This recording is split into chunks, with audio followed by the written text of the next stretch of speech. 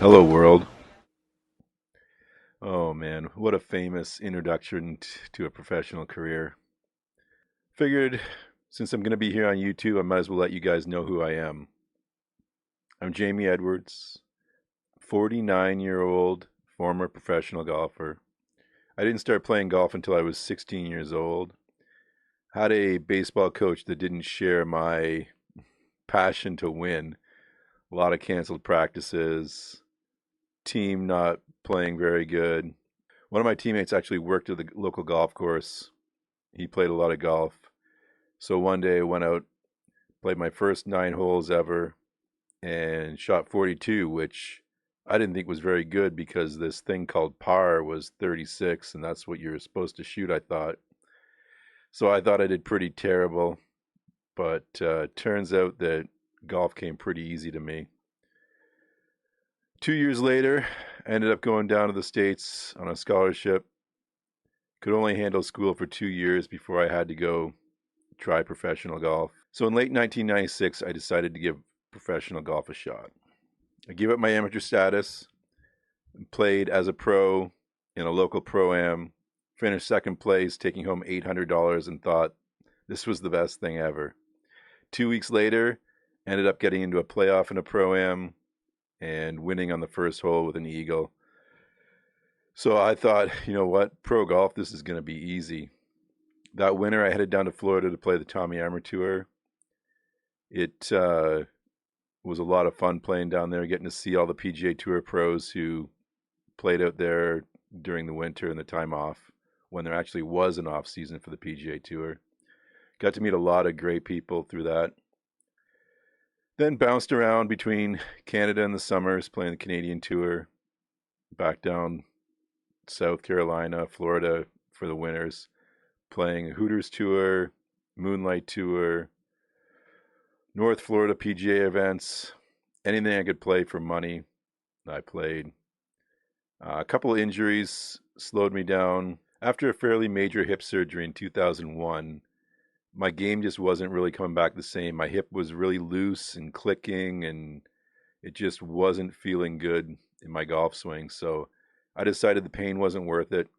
Packed up the clubs, started a construction company, was in construction for years, ended up getting married, buying a house, having two beautiful girls.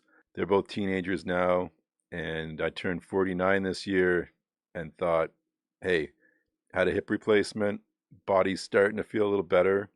Maybe I should pick up the clubs again. So picked up the clubs and decided to do the YouTube golf thing. So here I am. When I started playing golf, I got obsessed with Golf Digest, reading the articles, all the tips from the pros, following the PGA Tour, and my favorite thing ever was what's in the bag. I loved seeing what the pros were playing with. So I figured on this little about me video, we go through my bag from 2003, the last time I played professional golf, and see what my clubs were. So starting off with the wedges I played, anyone who played golf in the 90s knows the Cleveland 588s. 53 bent to 52 and a 56 bent to 58. Always like the tour wrap grips on my wedges. Just something about the feel of them, a heavier grip. That tack always felt good for field shots. Irons, Mizuno MP29s. Not too beat up. I didn't do a lot of practicing with these. I had a set of Dynacraft blades that were the exact same specs. So I used them for hitting range balls and tried to keep my Mizunos in decent shape. Didn't play a 3-wood very often. Play these Callaway 4 pluses. There's something about these. Just love them. Graphiloy ProLite X in my 2-iron and 3-wood. Loved having a 2-iron in the bag. I don't know if I ever really played without a 1 or a 2-iron in the bag. Never hit my driver great, so last driver I was playing with was the Titleist 983, 8.5 degree with a Aldila NV 65S, but then tip to length. So I just fully stuck it, the shaft all the way through the length, cut it off down the bore through.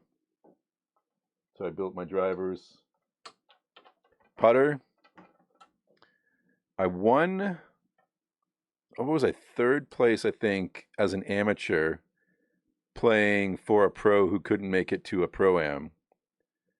And I couldn't take the money, so I took gift certificates to the pro shop, and they had a Ping Anser 2 in there.